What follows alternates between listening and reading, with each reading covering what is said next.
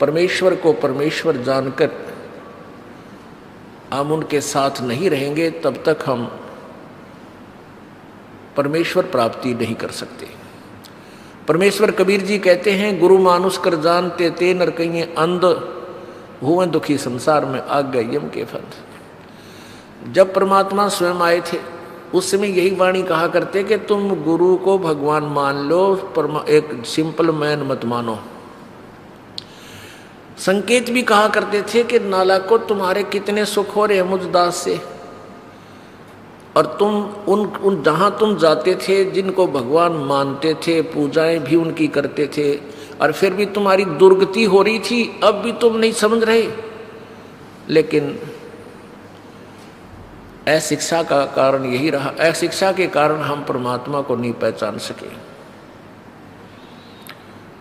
उस परमेश्वर ने 600 वर्ष पहले वो लीलाएं की थी जो भगवान किया करता है, और उसी का प्रमाण पवित्र चारों वेद, पवित्र गीता जी और सभी सद्ग्रंथ बताते हैं कि वो परमात्मा अपने निज लोक से चलकर आता है, अपनी विशेष खास आत्माओं को, वरिष्ठ आत्माओं को आकर मिलता है, उनको अपने तत्व ज्ञान से परिचित कराता है। क्योंकि पिछले संस्कारी जो हंस होते हैं वो चाहे शिक्षित हैं चाहे अशिक्षित हैं, वो भगवान के मार्ग में घनी आनाकानी नहीं करते, वो चतुर नहीं होते, वो सादे होते हैं।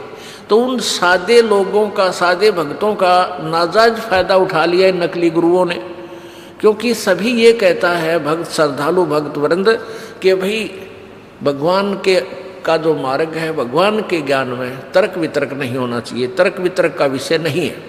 जबकि कबीर जी ये कहते हैं कि भगवान का मार्ग तर्क वितर्क का विषय है। जब तक आप तर्क वितर्क नहीं करोगे आप भगत 7 जन्म नहीं बन सकते, क्योंकि अज्ञान से परिपूर्ण हो चुके हो आप, और तर्क वितर्क से वो ज्ञान निखरेगा, सच्चाई सामने आएगी। तो हम जितना भी ज्ञान आज तक स्वीकार किए हुए थे, सुने हुए थे, वो सारा ही विपरीत था। तो जिस कारण से हम अपने लोक नहीं जा सके जहां हम सदा सुखी रहते।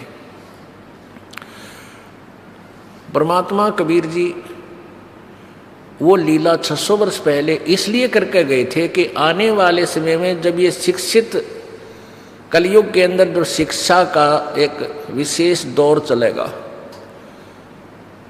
वो बिचली पीढ़ी होगी। पुण्यात्माओं, शिक्षा का बहुत बड़ा अवगुण है। शिक्षा का सबसे बड़ा अवगुण है कि ये प्राणी चतुर बन गया, इतना चतुर हो गया कि इसने माया के अतिरिक्त, धन के अतिरिक्त कुछ भी दिखाई नहीं देता। ना इज्जत दिखती, ना बहन दिखती, ना माँ दिखती, ना भाई दिखता, ना पिता दिखता। केवल माया और भौतिक सुविधाएं, कोठी बड़ी बनाऊं, कार लंबी लूं और भाई खूब ठाठ से ठाठ करूं, इतना दिख है।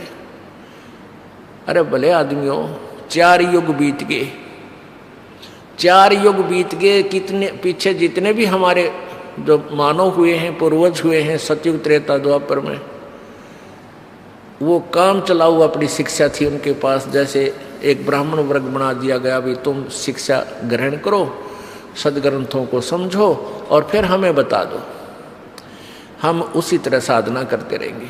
तो उन्होंने शिक्षा को ग्रहण किया, जैसा उन्होंने ज्ञान को समझा उनको बता दिया। कितनी शांति से रहते थे, कोई किसी प्रकार की इतना जुल्म नहीं था जो आज हो रहा है। सबसे पहले निर्लज्ज हुए, दूसरे बात हम निर्दयी हो गए। ऐसे ऐसे इतिहास देख लो आप, घर घर में जा कर के कैसे झगड़े होते हैं, किस प्रकार आपसी द्वेष बन गए, भाई बहन का मुकदमा चल रहा है, किसको पर संपत्ति पे, पिता पुत्र के झगड़े हो गए आपस में, पता नहीं क्या क्या जुल्म हो गया। और जो नहीं ऐसा हो रहा है तो वो केवल माया के पीछे ही अभी भी दौड़ रही है। एक बहुत बड़ा अधिकारी था जब ये दास नौकरी करता था, वो सुपरिटेंडिंग इंजीनियर की पोस्ट से रिटायर हुआ और फिर उसने आर्किटेक्ट की दुकान खोल ली। ये माया के पुजारी, आखिरी सांस तक माया ही माया दिखे। और जबकि उस उम्र, पहले तो बचपन से मालिक बजना चाहिए था, बुराइयां तो बचता, अपना नौकरी भी करता, और फिर उसके बाद रही खी कसर, फिर वो आर्किटेक्ट में सेठ बनना चाहा था। और फिर आगे क्या दुर्गति हुई होगी ये तो सर्वविदित है। और हमारे पूर्वज थे, झोपड़ियाँ में रहा करते थे, कच्चे मकान बना लेते, भगवान ने याद करते थे, वर्षा हो जाती 100 शुक्र बनाया करते थे भगवान का। वर्षा ना होती थी, सामूहिक बैठ के गुण गाया करते, परमात्मा से याचना करते थे, विनम्रता रखते थे, भगवान से डरने वाले थे। और परमात्मा उनके संस्कारवश वर्षा करता था, बहुत अच्छी सुविधाएं होती थी, बड़े फलदार वृक्ष होते थे। और आज देख लो, बाग लगाओ वो नहीं लगता ढंग से, ना कोई ढंग के फल फ्रूट रहे, सारा में खाद पानी पता नहीं के डंगा दवाइयाँ डाल के विष बना के विष खा रहे हैं मीठा करके। तो कहने का भाव ये है कि हमने शिक्षा की, अगर यहाँ हमें लाभ है, शिक्षा का सारा ही अवगुण है। अब हमने शिक्षा से क्या लाभ हुआ कि नौकरी मिल गई, बिजनेस कर लिया, बस इतना ही लाभ। नौकरी भी नहीं मिली और कोई बिजनेस भी नहीं हुआ, वो भी शिक्षित है, लेकिन वो चतुर बन गए। वो चतुर इतने बन गए कि छोटे, जैसे कोई खेती करने लग गया या मजदूरी करता है, तो फिर वह छोटी छोटी बातों पे अपने भाई के साथ, कदे पड़ोसी के साथ, कदे किसी के साथ, यानी चतुर बन गए हम, भगवान से दूर हो गए। और यदि इस शिक्षा का लाभ है आज इस युग में, केवल यही है कि हम परमात्मा को पहचान सकते हैं। एक ये गुण है शिक्षा का, और कुछ भी गुण नहीं है। तो आप कितनी बात बना लो, और कंप्यूटर बना लिए, फलाने बना लिए, जहाज बना लिए, कंप्यूटर ना थे जबकि काम ना चला था। ये कौन सा पृथ्वी के ऊपर चलो तुम, फिर भी जमीन पर ही आकर के गुजारा होता है।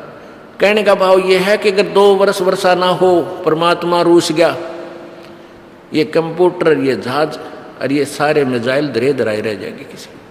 हमने जो जिस मालिक से डरना चाहिए था, जो आत्म कल्याण करना और कराना चाहिए था, उस इतिहास को तो हमने खोला ही नहीं। अब खोलना पड़ेगा, अब व्यवस्था हो जाएगी हर एक प्राणी की। अब प्रत्येक क्षेत्र में आप जाकर देख लो, विशेषकर इस करोथा कांड के बाद हमारा एक बिटर एक्सपीरियंस हुआ, और जिससे ये पता लगा कि कहीं न्याय नाम की चीज नहीं इस पृथ्वी पे। परमात्मा कहते थे, वह वाणी आज 100% सिद्ध होगी, निरंजन धन तेरा दरबार, जहां तनिक नहीं न्याय विचार। इतना भी न्याय नहीं है इस पृथ्वी पर किसी के पास भी, चाहे को कितनी बात बनाता हो।